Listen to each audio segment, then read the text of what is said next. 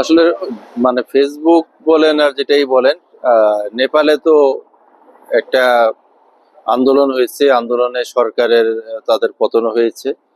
আহ, তো যে জিনিসটা হয়েছে যে সেটার প্রভাব তো কোথাও না কোথাও পড়বে। আমরা যে হোটেলে রয়েছি তার পাশে আহ, একজন মেম্বার অফ পার্লামেন্ট, ওনার বাসা রয়েছে। তো ওনার ওই বাসায় যা মানে কিছু আহ, যারা এই প্রোটেস্টকারী যারা ছিলেন তারা এখানে এসে হামলা করেছিল। এটা যেহেতু আমাদের হোটেলের কাছাকাছি, তো সেই সুবাদে আমাদের হোটেলের পাশ থেকেই এই যে আওয়াজ বা গুঞ্জন সেগুলা গিয়েছে, হয়তো সেটারই কোনো নিউজ অন্যভাবে প্রচার হয়েছে।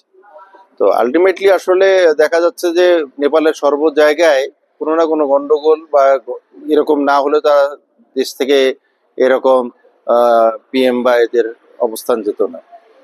আর আমরা যেটা ফেস করছি যে আমরা আগে ভাগে যেতে চেয়েছিলাম, সেই জিনিসটা আজকে আমরা যেতে পারিনি। কারণ যেতে পারিনি বিধায় যে এখানে কারফিউ ছিল,